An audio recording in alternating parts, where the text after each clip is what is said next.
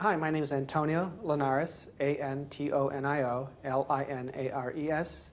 I am the Regional Vice President and National Medical Director with Anthem National Accounts. Well, this is a very important meeting for us because it relates to health information transformation, and Anthem National Accounts, it works not only with large employers but also nationally with doctors and hospitals across the country to provide both clinical information as well as administrative information that can be used to improve health care and also the health of the community. Well, there's three areas that we like to focus on. One is the individual. Creating an individual health record allows both messaging to individuals for improvement of preventive care, chronic care management. Number two is what we call decision support, making information available at the point of care for doctors so that it is actionable. We create alerts specifically for doctors that they can actually take action and improve care for chronic care like diabetes, hypertension, high cholesterol. And the third really is looking at behavior change.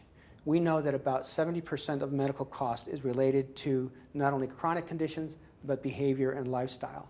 So empowering consumers with information such as personal health records, health risk appraisals, and consumer-directed messaging, I think is critically important as well. Well, right now, we're in the middle of a large transformation process. So the federal government, through HITECH and ARA, have allocated significant amounts of dollars both to states and directly to doctors to directly support the infrastructure. And I think that without an infrastructure to not only hold confidential and private and secure data, but also to create meaningful interactions, without that infrastructure, we're unable then to utilize much of the information we have to help patients and doctors improve care. And second, I think in part of a transformation, there are always barriers, and barriers to adoption of electronic health records or electronic prescribing personal health records is both a challenge to doctors and to patients. So working to try to eliminate or reduce barriers to adoption of technology is very, very important. It's a very good question, Claudio. We have taken three approaches. One is looking at developing a logics engine or algorithms that can take our administrative claims data and clinical information to then provide decision support to doctors. So taking existing data and modifying the program so that it becomes useful to doctors and patients is one way. The second is what we call cognitive support, meaning that we would not only make information available to doctors, patients, and hospitals, but make it available in a way that it provides value and actionable information, that every time someone gets an alert that there's something that they can do related to that alert. Anytime a doctor gets a message, that there's very specific actions they can take to improve that message, to improve care. And then lastly, the third area I think really relates to incentives. How can we create alignment with our healthcare systems, whether it be doctors' offices, hospitals, emergency rooms, outpatient centers, to all support evidence-based care and promote similar outcomes. So we need not only data standards, but we also need ways to incentivize the use of evidence-based care. Well, over the last several years, we've embarked on several pilot initiatives. One, for example, is the individual health record. We have a pilot in Ohio at the Kettering Medical Center currently, where we're taking information from disparate sources, laboratory data, information from the specialist office, information from the hospital, information from the pharmacy, and we're creating a new medical record specific to the needs of not only the doctor, but also the patient. So both the doctor and the patient would be able to see the same record. The physician would see it in a way that it is scientific, and they can act on evidence-based medicine. The patient would see it in such a way that it creates alerts for them and questions that they should ask their doctors. So that's one approach that we could integrate information, is individual health record. The second is what we call direct messaging to consumers, where we can do data mining of information through programs that we call like My Health Advantage. Through our acquisition of Resolution Health, we actually have an engine that can do data mining and identify gaps in care, preventive care, or potential adverse drug reactions, and both notify the doctor and the patient that particular steps need to be taken to prevent an adverse event or to improve their care. So I think that providing direct-to-consumer information is important.